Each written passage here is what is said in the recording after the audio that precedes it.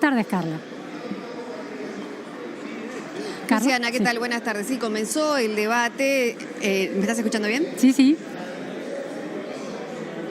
Perfecto.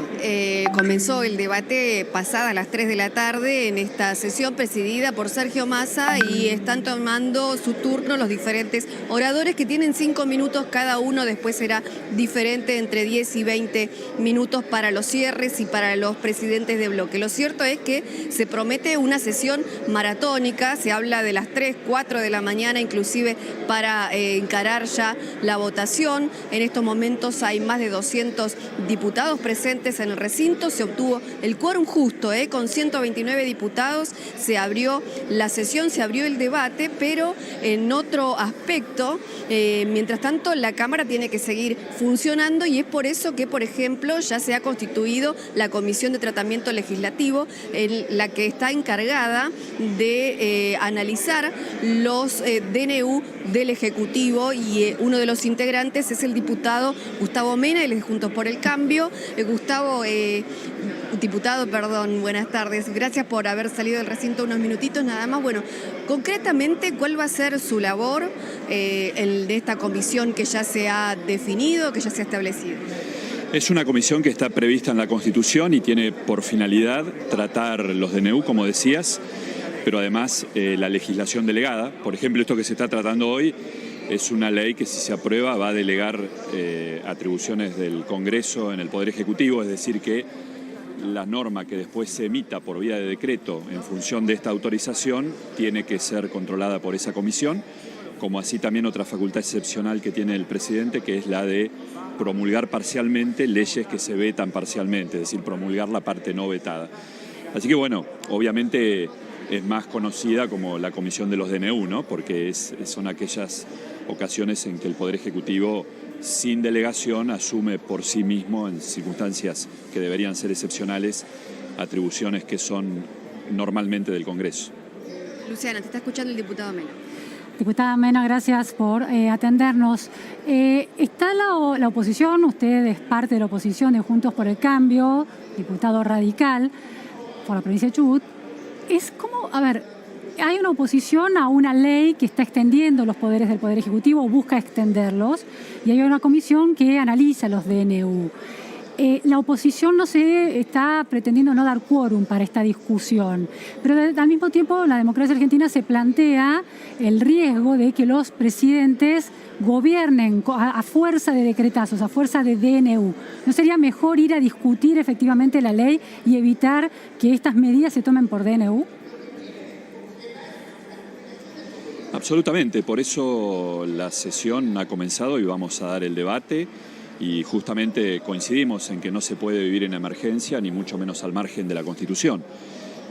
Tanto DNU como legislación delegada es un modo de sacar del Congreso los debates y las decisiones que tiene que tomar el Congreso. El país ha pasado muchísimo tiempo con normativas de emergencia. La última fue la 25561 del año 2002, prevista por un año, con alguna prórroga a todo evento, y duró 16 años. Por eso nos oponemos a esta ley, por eso decimos además que incluso comprende delegaciones que están prohibidas por la Constitución, porque ni siquiera en emergencia puede el Poder Ejecutivo incursionar, por ejemplo, en materia tributaria, y este proyecto de ley pretende delegar materia tributaria. Este proyecto de ley contempla una declaración de emergencia en 9 materias. Esto no pasó ni en aquella vieja ley de comienzos de la gestión de Carlos Menem, esas 2 leyes de emergencia administrativa y de emergencia económica, ni en la de 2002. Yo decía ayer en el debate en el plenario de comisiones que hay que remontarse a 1835, ¿no? Cuando aquella ley que le dio la suma del poder a Rosas, creo que sacando esta es la ley de más delegación, pese a que también hay que decirlo, se ha logrado, entiendo también que por lo que sostuvimos en estos 2 días escasos de tratamiento del proyecto, que se eliminen algunos artículos que eran realmente muy graves, como el 85, que planteaba una delegación sumamente extensiva para intervenir entes de control, entes descentralizados. Nosotros Ahora, diputado, en relación al artículo 85... parecía que universidades. Sí, en la lectura de ese artículo 85 tan polémico, algunos analistas sostienen que en realidad fue una especie de... es táctica poner un artículo tan polémico para concentrar el debate ahí, previamente estar dispuesto a sacarlo para después poder pasar los artículos que el Poder Ejecutivo considera centrales, como por ejemplo el de las retenciones o el del congelamiento de la actualización de las jubilaciones. ¿Cayeron en esa trampa? Puede ser. No, en todo caso, si estaba pensado de esa manera, sea o no una trampa, digamos, no podíamos dejar de observar ese artículo.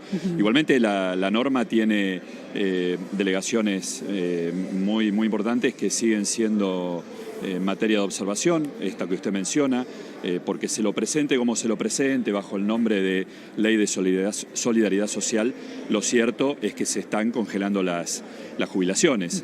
Hasta hoy, y desde el 2008, las jubilaciones, las pensiones y otros regímenes se actualizan de modo automático y en base a una fórmula legal.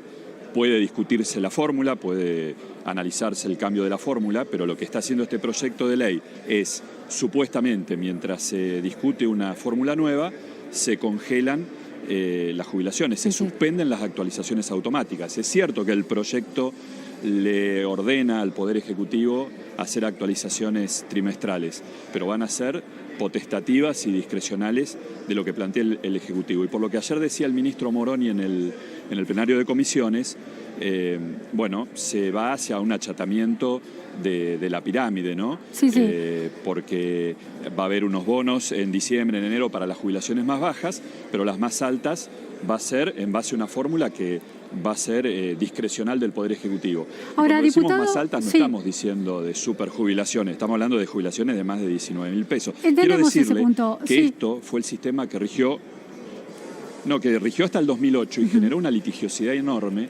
La Corte incluso se ha pronunciado, el caso Badaro y otros precedentes, diciendo que las jubilaciones son un beneficio contributivo y que tienen que guardar una relación determinada con lo que esa persona cuando estaba en actividad percibía y sobre todo en esa época aportaba, es decir, no es una concesión graciosa la jubilación. Le quiero plantear otro punto, diputado Mena. Tiene que tener una relación con lo que aportó.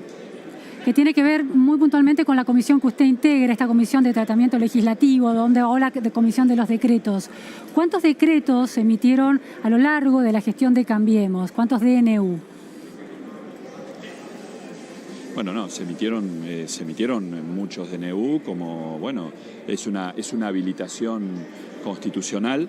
Recordemos también un contexto en donde no había mayorías en ninguna de las dos cámaras y además en ningún caso vulnerando las materias que están restringidas por la Constitución para DNU, que son el régimen electoral, el de partidos políticos, el penal y justamente el tributario. Le pregunto esta cuestión porque hay estadísticas sobre los DNU del presidente Duhalde como quien más emitió en términos de ratio, cantidad de DNU en relación a la cantidad de tiempo que gobernó, 17 meses.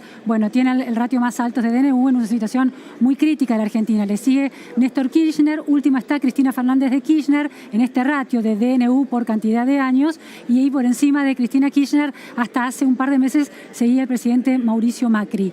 Lo que le planteo es, esta ley de emergencia que tanta susceptibilidad genera, ¿es mejor que un gobierno gobierne a decretazo?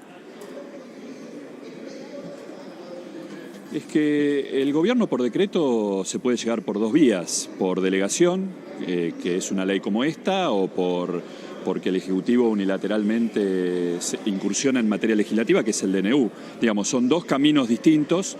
Yo siempre digo, en la Constitución reformada en el 94, cuando no es que habilitó, es algo que la jurisprudencia ya había admitido, el ejercicio de ciertas facultades legislativas por el Ejecutivo en situaciones excepcionales.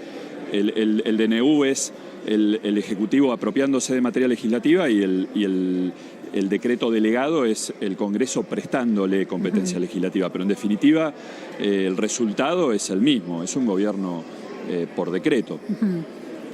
¿Cuál sería la mejor solución? Que se debata, minorías y mayorías lleguen a políticas consensuadas, políticas de Estado en el ámbito del Congreso. y no imposiciones de mayorías temporarias sobre las Yo minorías. creo que sí, que es...